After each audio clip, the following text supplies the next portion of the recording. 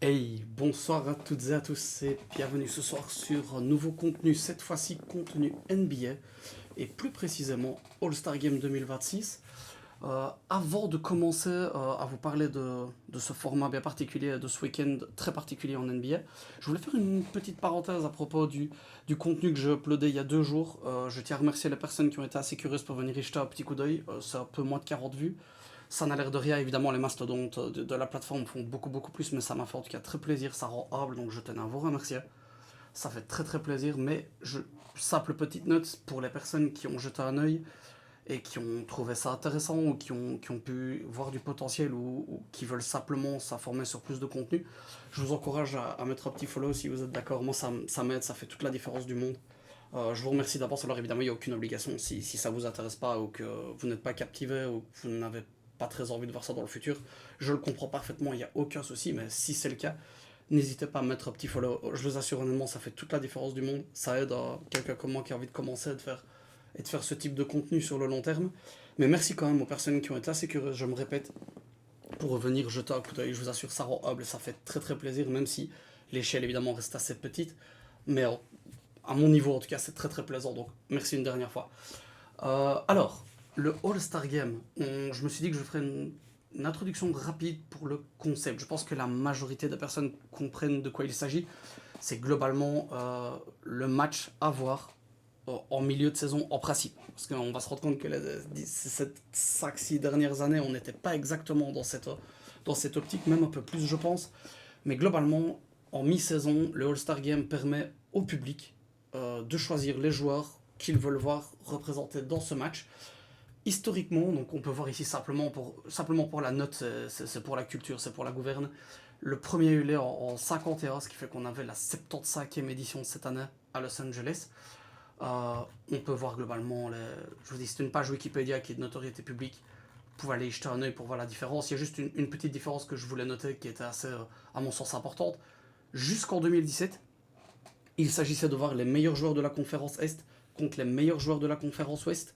Et ça permettait une certaine rivalité de conférence. C'est-à-dire, en général, une partie gagnait, l'autre partie gagnait, mais vous aviez une sorte de rivalité. Il n'y a pas une conférence qui voulait se faire botter les fesses 5 années de suite. Il y avait quand même une certaine rivalité entre les tauliers des conférences. Il y a des joueurs qui voulaient absolument représenter la conférence, qui voulaient gagner, qui voulaient marquer le game de leur empreinte. Et c'est vrai que ça s'est un petit peu effacé.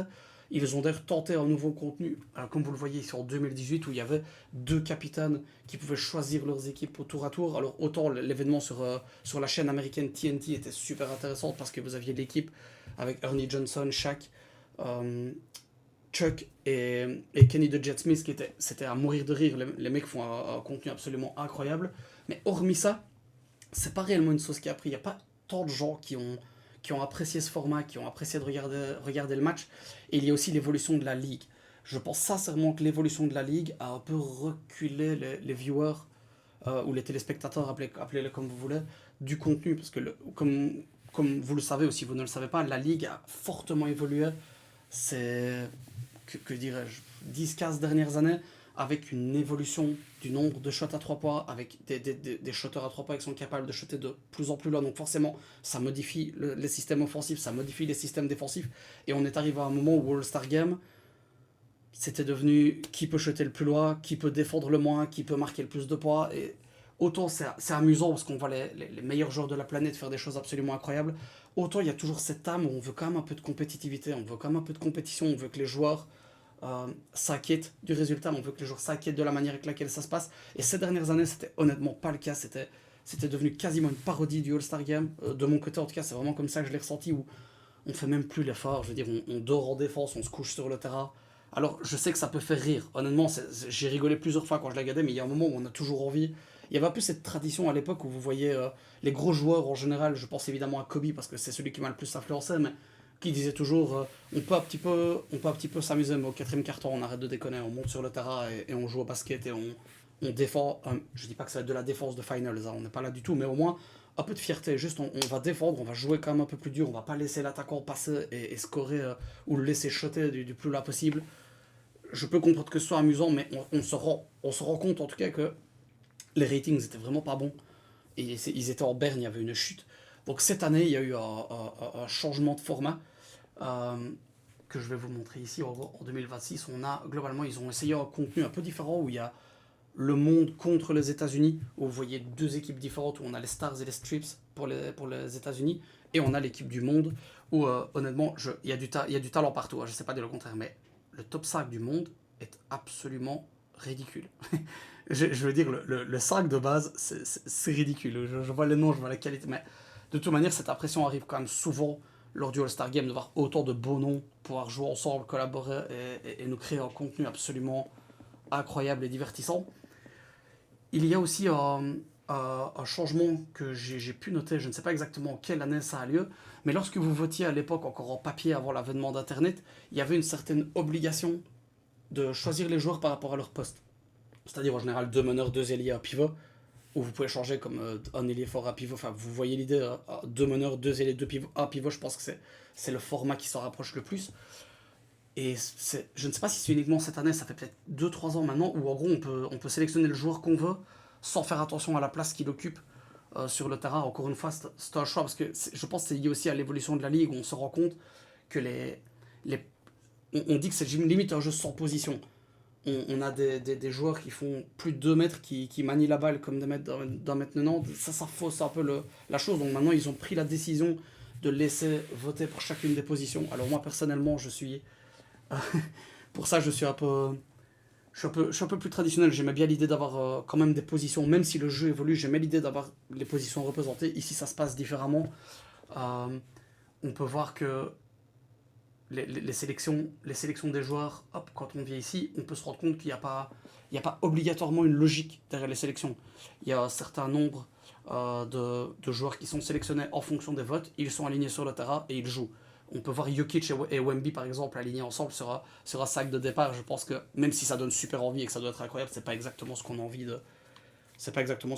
de voir en termes de logique de jeu, mais globalement ça fait quand même toujours plaisir à voir. Bon, je sais pas ce que mon casque me lâche.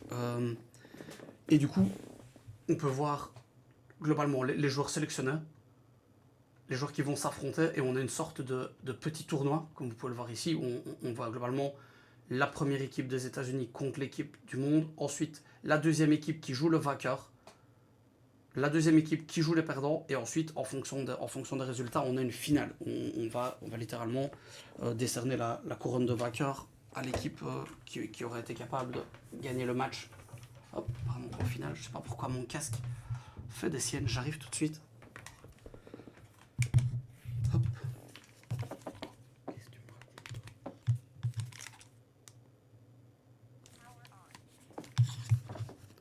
Hop. Hop.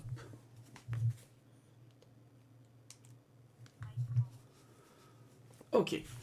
Donc maintenant qu'on a fait cette petite introduction, on va regarder parce que ça se sépare ici en que 4 vidéos, pas une par match forcément.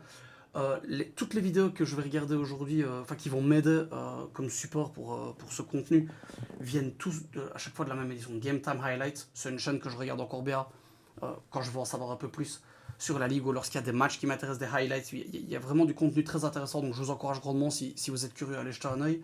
Et évidemment, aucun contenu ici ne m'appartient, j'utilise vraiment ça comme base pour pouvoir en discuter avec vous. Et on va voir ce que ça nous réserve. Il y a plusieurs vidéos, je ne savais pas trop le temps que ça allait me prendre, donc en fonction, on ira peut-être faire du Dunk Contest ou du Rising Star, on va voir, mais la base c'était vraiment de vous parler du match. Et ici, il y a une petite image, je vais en parler, parce que j'ai vu l'anecdote, je pense, c'est ce matin ou hier matin, je ne me rappelle plus, où vous voyez qu'en gros, à la mise en jeu, nous avons donc Anthony Edwards, des Minnesota Timberwolves, et évidemment Victor Wembanyama, en tant qu'Européen, et de surcroît en tant que francophone. On connaît tous, je pense, on connaît tous Wemby ou Victor Wembanyama, il n'y a aucun problème. Pourquoi c'est amusant? J'ai vu dans les couloirs que Anthony Edwards était en train un peu d'invectiver Wembanyama, en train de lui dire on va être match-up là contre l'autre. Donc prépare-toi parce que je pense qu'il était évidemment très chaud, c'est un showman et il a la parlotte facile. Et évidemment, Victor Wembanyama, bon, je pense que je vais plus le présenter, c'est absolument... Tout le monde parlait à l'époque en NBA de Unicorn. C'est pour moi la première vraie licorne de NBA, c'est vraiment le premier où je me suis vraiment dit, ok, c'est juste du jamais vu. il est absolument démentiel. Et surtout, pourquoi je parle de Vic ici bien particulièrement? Parce qu'il a été très vocal quant au fait qu'il ne voulait pas prolonger cette tendance liée au fait de laisser le jeu sans défense, d'être en full attaque, de laisser... Non, non, lui il a dit tout de suite, je vais avoir ma fierté, je vais pas laisser tout le monde me déborder, je vais jouer la défense, je vais jouer la gagne. Donc évidemment, c'est rafraîchissant, ça fait très plaisir. On avait aussi Giannis Antetokounmpo qui avait un peu parlé de ça, qui avait dit non, non, je viens pas ici juste pour laisser des gars passer à ma droite et à ma gauche, je vais aussi tenter de les arrêter, comme eux vont tenter de m'arrêter.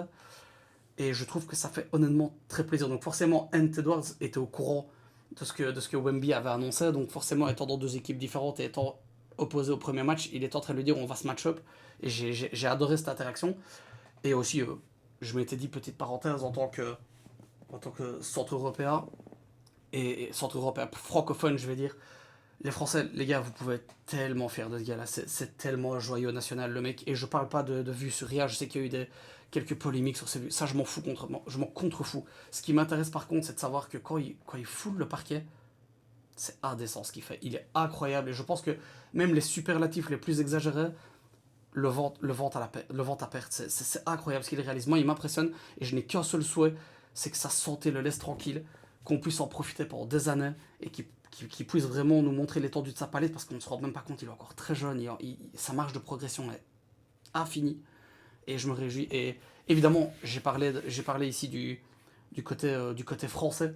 Nous, en tant que Belges, alors je ne vais pas vous cacher que pour nous, c'est la plus belle époque belge en NBA. Avec nos deux représentants, on a Toumani Camara du côté de Portland et AJ Mitchell du côté de Oklahoma City. Alors, je peux parler au nom de personne, mais je parle pas mal de NBA et de basket avec pas mal de mes proches. Toumani et Jay, vous nous rendez fiers, les gars. Continuez comme ça, vous jouez à super basket, vous êtes incroyables. On se réjouit de voir la marge de progression, ce que vous faites est génial. Donc continuez comme ça, vous nous rendez fiers et c'est magnifique. Surtout avec la manière de jouer le basket, ça fait très plaisir. On voit qu'il y a quand même encore une fois ce goût de la défense, peut-être encore plus marqué chez Toumani parce qu'il a eu beaucoup plus de temps de jeu, mais ça fait très plaisir à voir. On joue le jeu de la bonne façon, on s'améliore offensivement chaque année, on devient une option plus que viable, et défensivement, on lâche rien. Et ça fait très plaisir. Donc, on est ultra fiers de vous, même si je tiens quand même pas à oublier qu'on a quand même eu Didier Mbenga, qui est champion NBA avec les Lakers, et apprécié de GOAT himself, de Kobe Bryant. Et en général, quand un joueur est apprécié de Kobe, moi personnellement, ça m'en dit assez pour savoir qu'il y avait un grand niveau et il y avait quelque chose à aller voir. Donc, clairement, Didier Mbenga, on n'oublie pas, le premier champion belge, mais Toumani et Jai, vous rendez fiers, les gars. Franchement, ça fait très plaisir de vous voir.